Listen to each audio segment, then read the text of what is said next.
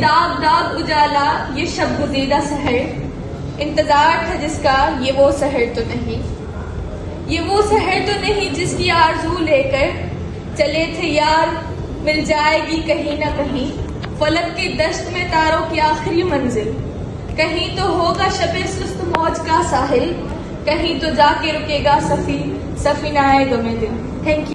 मेरा नाम सलीमा शाह है और ये मेरी फ्रेंड्स हैं नूरुन्निसा और सहरा। तो बेसिकली हमने टॉपिक डिसाइड किया जस्टिस डिलेड जस्टिस डिनाइड। मैं LLB फर्स्ट ईयर की स्टूडेंट हूँ, सेकंड सेमेस्टर में पढ़ रही हूँ, लेकिन मेरा कोर्ट आना जाना होता रहता है केस की वजह से, इसीलिए मैंने ये जो है ना ये असल चीज़ है। एक आम इंसान, ठीक है, एक आम इंसान जब एक केस करने के लिए आता है तो उसको किस किस मुश्किलात का सामना करना पड़ता है, ठीक है। मेरा खुद 4 साल से एक केस है, हमारा फैमिली केस वो चल रहा है, ठीक है। तो अब ये है कि ये कोर्ट है और ये पुलिस स्टेशन है, तो बेसिकली ये दो मेन चीजें होती हैं, जाहिर सी बात है एक लॉयर की लाइफ में। तो कोर्ट ये कि कोर्ट तारीफ पे तारीफ देता जाता है। एंड देन अगर पुलिस की बात करें हम तो मेरे जो केस में बेसिकली है वो 4 साल से चल रहा है और उसमें यह है कि तारीफ पे तारीफ मिलती जाती है, ठीक है, लेकिन कोई काम नहीं होगा। वो काम किस पे डाल देते हैं कि पुलिस पे काम डाल देते हैं, बट पुलिस भी नहीं करती है। और जो लॉयर्स हैं वो तो फिर सिर्फ एक आम इंसान के केस के बारे में बात कर रही हूँ कि अगर नॉर्मल फैमिली केस भी चले जाए इंसान कोर्ट में लेके तो क्या हालात होते हैं। अगर लॉयर्स ढूंढने पड़े उसको तो इतने महंगे महंगे एक तो लॉयर्स होते हैं, फिर कोई सिंसियर लॉयर नहीं मिलता, ठीक है।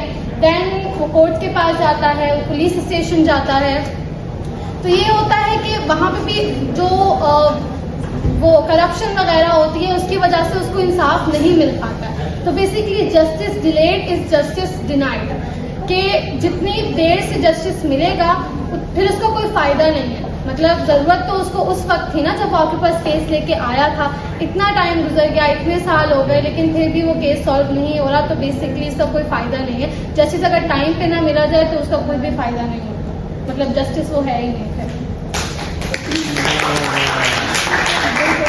इंसाफ का जो तकाजा है उससे कभी देर ना करना, इंसाफ करना है तो जल्दी करना, वरना इंसाफ नहीं होगा। Very good afternoon to everyone present here. My name is Huria Abad Ali Khan and I am here representing my group. Today I stand before you to talk about freedom of speech. मैं अपनी बात एक सच से शुरू करना चाहती हूँ। हम सबको सच सुनना और बोलना तो बहुत पसंद है, लेकिन हमें कहीं ना कहीं ये खौफ होता है कि अगर हम कुछ ज़्यादा सच बोल दें तो शायद हमें चुप करा दिया जाएगा, कभी एक फ़ोन कॉल से तो कभी एक लीगल नोटिस की वजह से। Article 19 of the constitution of Pakistan says every person has the right to freedom of expression. लेकिन मैं पूछती हूँ क्या ये सिर्फ एक थ्योरेटिकल स्टेटमेंट है या क्या ये आज़ादी हमारी ज़िंदगी का हिस्सा है या सिर्फ एक ब्यूटीफुल वर्ड है जो सिर्फ एक पेपर पे लिखा हुआ है। आप बताओ, क्या आज़ादी का मतलब ये है कि हम बोल तो सकें लेकिन बोलने के बाद हमें सज़ा मिले? क्या आज़ादी का मतलब ये है कि हम अपनी बात कह सकें लेकिन अल्फाज ऐसे चूज करें कि किसी पावरफुल इंसान को बुरा ना लगे?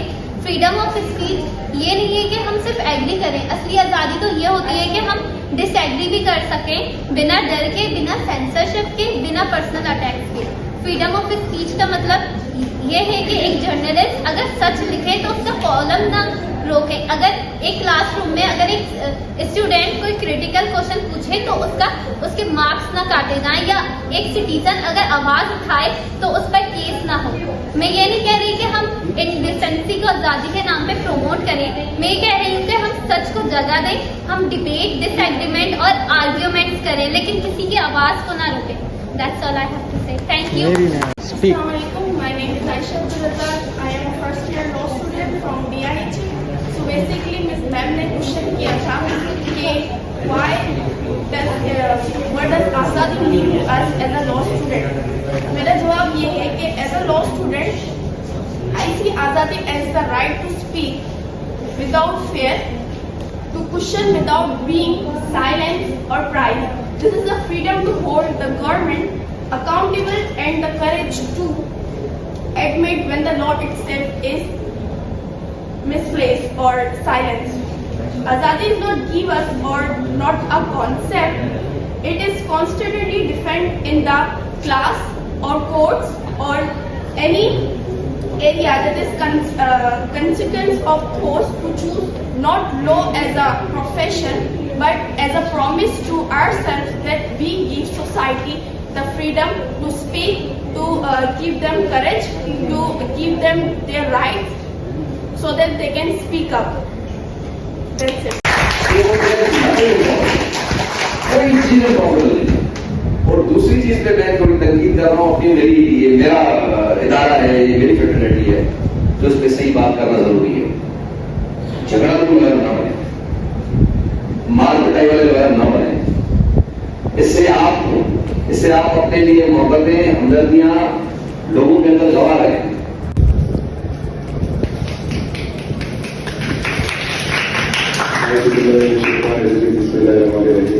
My apologies to the chairs कि मुझे कहीं जाना था, इसलिए मैं रिक्वेस्ट की कि आज़ादी पे मैंने अभी यहाँ कुछ बच्चों के तस्वीर सुने, थोड़ा सा अफसोस भी हो रहा है, और specially any other Pakistan which will be a great guy.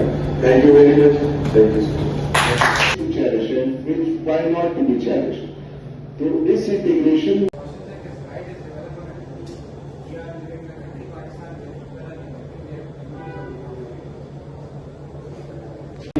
Yes, you know. But मुझे आर्टिकल का नेम याद नहीं आ रहा। आई थिंक 194 नहीं, आर्टिकल नंबर आप नाम बताएं, लेकिन आप उसका टाइटल देखिए, बात करें। For freedom. जी जी।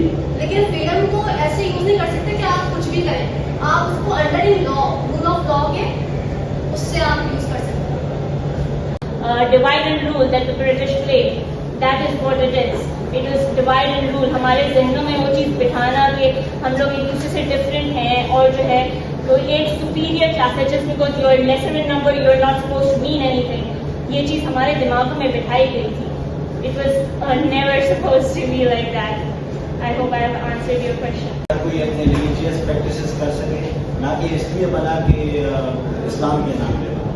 तो मैं आपसे ये पूछना चाहूँगा कि पाकिस्तान बनने से पहले ऐसी क्या मुश्किलात दरपेश थी कि रिलीजियस प्रैक्टिसेस नहीं कर पाते थे? Thank you for the question. इसका जो है जवाब मैं थोड़ा सा हिस्ट्री में जाके देना चाहूँगी। ये कब शुरू हुई? ये अपेरेंटली जो हम कहते हैं कि जबर हो रहा था मुसलमानों पे, हिंदू कर रहे थे और ब्रिटिश कर रहे थे, ये कब शुरू हुआ था? कहूँगा कि मिलिट्री का कोई इंटरफेरेंस ना हो पॉलिटिक्स में, या फिर जो भी है एक्टिविटीज होती हैं उनका जो काम है वो वहीं पे रहे, बॉर्डर पे, थैंक यू, हमारे बीच में नहीं है। Thank you. Anyone else?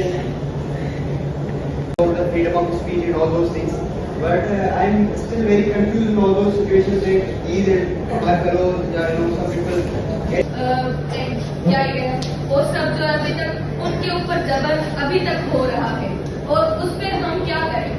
क्योंकि हम तो अगर हम बोलते हैं तो हम कहते हैं कि हम तो मेहनत कम्युनिटी से हैं, हम तो खानदानी लोग। बचपन था, 3 साल पहले की बात का, 6-7 जगहों पर मेरी चेकिंग हो रही थी। आप किसी दूसरे मुल्कों में चले जाएं, वहाँ के फौजियों के पास इतना प्रोटोकॉल नहीं होता है, इतने डरते नहीं। यहाँ पे बहुत इतने 18-18 फुट की एक दीवार बनी, उस पर मिसाइल असर नहीं करता, डर रहे अंदर चारदीवारी में बैठे हुए। मैं कैसे सेलिब्रेट करूँ 14 अगस्त? अभी मुझे 6 महीने के लिए यूनिवर्सिटी से सस्पेंड कर दिया गया था। 6 महीनों के लिए मुझे यूनिवर्सिटी से निकाला गया था।